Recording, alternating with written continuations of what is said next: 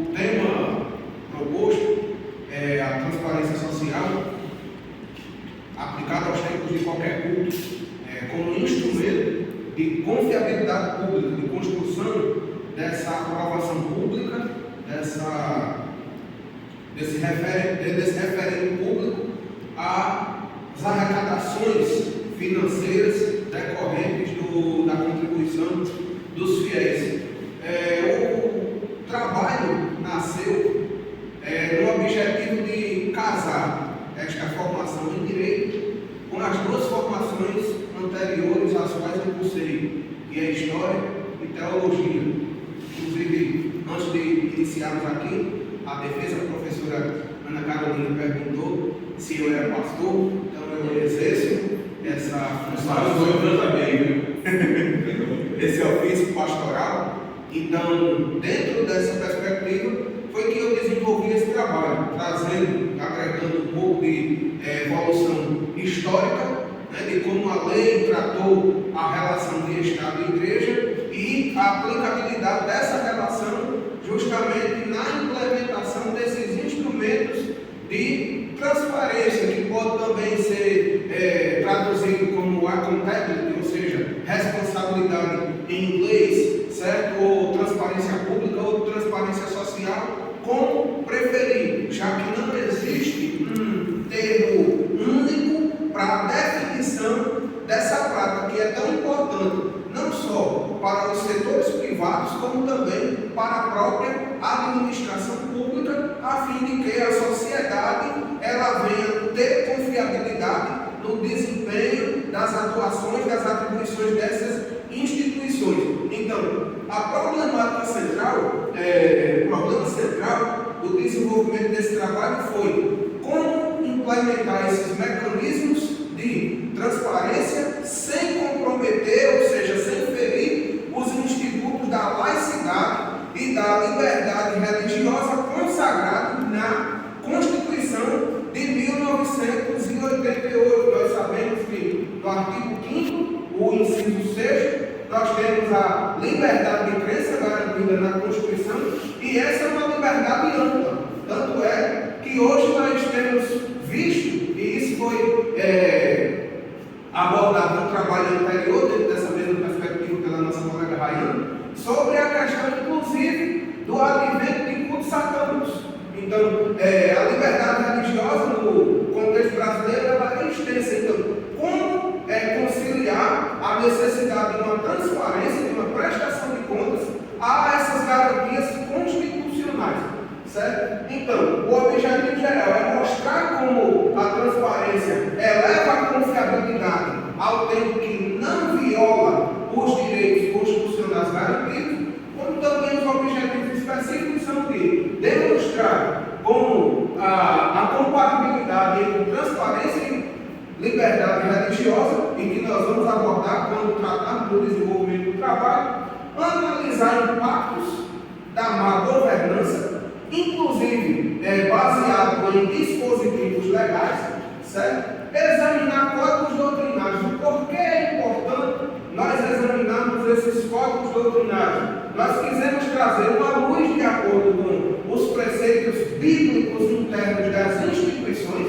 certo? Já que essa perspectiva é muito voltada principalmente para o movimento pentecostal, neopentecostal, como a doutrina bíblica, a doutrina teológica, ela orienta no sentido de a igreja, as instituições empregarem esses mecanismos também como uma forma de testemunho público da sua fé, certo? E por último, nós desenvolvemos no sentido de investigar o papel do Estado, ou seja, como as funções de Estado, ou seja, legislativo, judiciário e o executivo, eles já aplicam essa política, certo? Direcionada às instituições, dentro de qualquer organização religiosa. Então, o desenvolvimento desse trabalho passou pela compreensão entre laicidade religiosa e liberdade. E a conclusão a qual se chegou foi que uma é fruto da outra. Ou seja, a laicidade a mãe, ou seja, foi aquela que gerou, né, ou dela adveio a questão da liberdade de crença. E de onde surgiu esse conceito? Esse conceito ele veio da corrente enciclopedista, que foi um movimento surgido dentro do iluminismo do século XVII, ou seja, aquele movimento das luzes, que ensejou delimitar as funções de Estado, as funções de igreja, também reestruturar a administração pública para descentralizar o poder do rei, porque à época o monarca ele exercia essa função tripla. Ele era o judiciário, ele era o executivo e ele também era o legislativo. Então, o iluminismo, principalmente a partir de Montesquieu, fundamentou essa separação de poderes, a fim de descentralizar essa atuação do monarca. Certo? Então, para que a administração ela tivesse lisura, ela tivesse transparência, então foi necessário haver essa neutralidade, surgir esse conceito de neutralidade, traduzido na laicidade, que é a falta de relação direta entre Estado e Igreja, assim como a não intervenção da religiosidade dentro das decisões administrativas do Estado. E o que é diferente do laicismo, porque enquanto a laicidade ela era um movimento surgido no iluminismo e que ensejava essa neutralidade, mais na frente nós vamos discorrer que não é uma falta de relação jurídica, certo? O laicismo, pelo contrário, ele vem da corrente positivista e tem como conceito basear as decisões, as reflexões dentro da razão e da ciência e relegar o discurso religioso somente para o ambiente particular de cultos. E que na produção do desenvolvimento desse trabalho foi atingida a conclusão de que essa relação positivista ela não é muito producente no sentido de que como regular as atividades, as atribuições das instituições religiosas se existe uma separação total. Então, foi a conclusão que se chegou. O laicismo, nesse sentido, é uma corrente muito radical e que, ao mesmo tempo, é contraproducente na questão dessa relação jurídica. Porque, enquanto a instituição religiosa também é uma instituição social, ela está inserida na sociedade, tal qual ela deve agregar, ela deve ter valores e apresentar valores que contribuam com a melhoria dessa sociedade. Certo? Então, a conclusão também que se chegou a laicidade implica na proibição tanto da interferência direta do Estado sobre a religião ou vice-versa, como impõe obrigações jurídicas, inclusive as instituições religiosas. E aí, dentro desse contexto, nós fizemos um panorama legal sobre a evolução da laicidade no Brasil, da qual é importante fazermos a referência ao período de Reino Unido, quando o Brasil ele saiu da condição de colônia de Portugal para tornar-se um Reino Unido junto a Portugal e Algarves. E durante o período em que a família real esteve no Brasil, inclusive, o nosso país hoje, na época, foi a sede administrativa do reino. Então, como essa relação de liberdade de crença ou de laicidade do Estado ela se desenvolvia? Nós podemos dizer que não havia uma laicidade formal. Por quê? Porque não havia esse desligamento da religião católica com a administração real. No Tratado de 1810, em que que estabeleceu o comércio com as nações amigas, principalmente na Inglaterra, o artigo 12 desse tratado estabelecia que a religião oficial do reino era a Igreja Católica Apostólica Romana. Porém, os estrangeiros podiam oferecer os seus cultos, poderiam desenvolver as suas liturgias sem uma característica externa. Os locais de reunião não poderiam ter o design, a arquitetura de um templo, ou cultos domésticos e particulares. Um instituto que foi agregado na Constituição Política do Império de 1824, em seu artigo 72, que estabelecia a manutenção da Igreja Católica como religião oficial, certo? E os cultos liberados mais de uma forma particular. Um instituto que foi,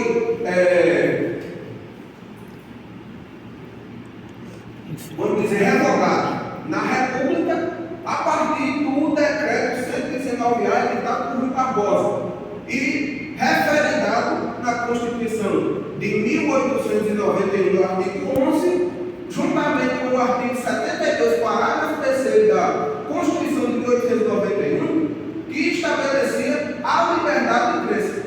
Agora, vale frisar que dentro dessa liberdade de crença, o que é que acontecia?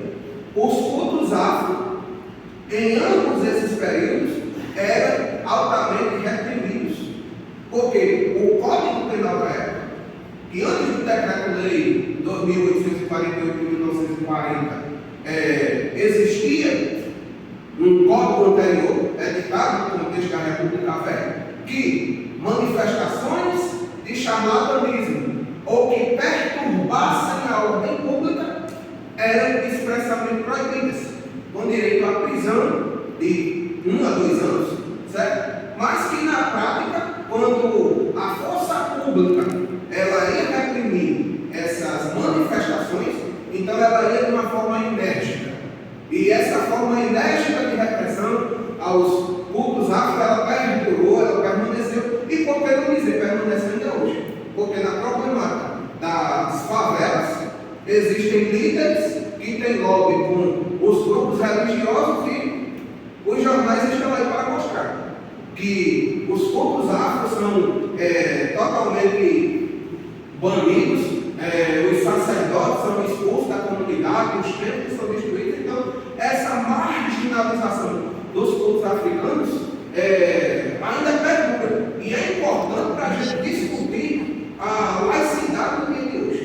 Certo? Então, na redemocratização e também na ditadura, houve a ampliação de garantias, porque nesse período os segmentos cristãos passaram a formar um lobby. Primeiro, em 1963, foi criada a Marcha da Família com Deus pela Liberdade, e em 2003 isso se tornou a Frente Parlamentar Evangélica. Por quê? Porque nesses dois períodos, do meio do avanço do comunismo, então as comunidades cristãs se juntaram para fazer esse grupo de pressão junto ao governo. Então, disso resultou a ampliação de garantias para o segmento religioso, como também por lobby, certo? O lobby evangélico, o lobby cristão, pode passar. Sobre a questão de dialética jurídica a respeito da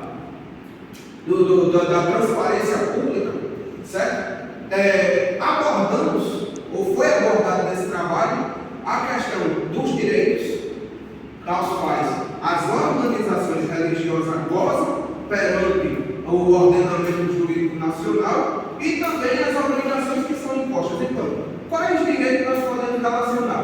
Artigo 44, inciso 1 do Código Civil, que estabelece a liberdade religiosa, só confirma a liberdade religiosa do artigo 5 da Constituição Federal, como também veda os órgãos públicos, os entes públicos, de fazerem algum tipo de empecilho ao registro e ao reconhecimento jurídico através do registro público das organizações religiosas. Da mesma forma, no direito tributário, que foi amplamente abordado nesse trabalho, foi feita a menção do artigo 150, inciso 6, item B da Constituição Federal, assim como do artigo 9 e o inciso 4 do Código Tributário Nacional, que trata a respeito da imunidade tributária, não só para templo de qualquer culto, mas também para organizações religiosas,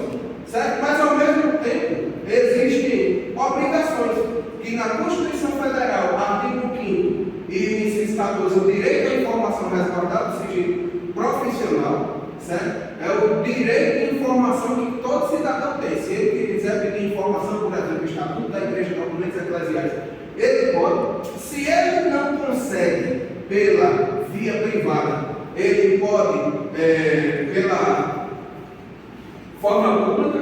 Aqui foi um erro de digitação, mas aqui o inciso é o inciso 33 da Constituição Federal, que foi agregado, foi acolhido pela Lei 12.527, que é a Lei de Acesso à Informação, 12.527 de 2011, que fala do direito do acesso à informação de interesse privado coletivo junto aos órgãos públicos, resguardadas as informações que tratem de segurança social ou de defesa nacional. Certo? Outro ponto, outro dispositivo legal sobre transparência é o relatório de transparência estabelecido na Lei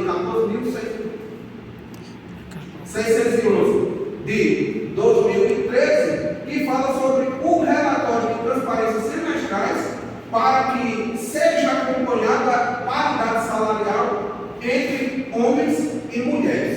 Certo? E, embora não seja uma questão de transparência financeira, mas demonstra já essa preocupação da transparência pública dos atos das organizações de direito privado. E, por fim, o decreto 8.373 de 2014, que também é de sede de direito tributário, que fala a respeito da prestação das informações fiscais, contábeis, previdenciárias e trabalhistas, que são a todo ano informadas no E-Social. Então veja que já é na realidade a prestação de contas e a transparência, inclusive aplicada às organizações religiosas. Outra motivação que urge a necessidade de aplicação de transparência é justamente esse fenômeno da mercantilização da fé, oriunda do neopentecostalismo, certo? Do neopentecostalismo dos anos 80, certo? Que trouxe essa questão da resposta econômica à crise dos anos 70 e 80, certo? E, junto com isso, a prática de arrecadação intensiva e a simonia, que é a venda desses objetos sagrados. E com qual objetivo? Exploração da fé. E que incorre aqui no artigo 884 do Código Civil, que trata do locupletamento, ou seja, o enriquecimento ilícito e prejuízo de terceiro, e o artigo 966 do Código Civil, que fala a respeito da empresa e, consequentemente, do Instituto do Empresário. Pode sim. Certo? Então, aqui os preceitos teológicos, segundo as plantas, fala da administração honesta. Atos 4:35, deitado aos pés dos apóstolos, para os professores que tiveram acesso ao TCC. Então, essa é uma forma de prestação de contas. E aqui o exemplo da Igreja Católica, que inclusive o falecido Papa Francisco foi quem trabalhou na aprovação dessa Lei 18, que cria a autoridade de supervisão e informação financeira do Vaticano, que é uma espécie de CGU da cidade do Estado do Vaticano, que não só representa a sede da igreja, como também a sede do Estado do Vaticano em si. Pode passar. Então, a conclusão é: transparência não fere a laicidade, fortalece a confiabilidade pública, evita desvios e favorece boas práticas, e o papel relevante do Estado como orientador fiscal está estabelecido no artigo 66 do Código Civil do Ministério Público e também o artigo 49, inciso 4 da Lei 14.600, com a atuação da CGU na integridade pública e privada. Com isso, agradeço e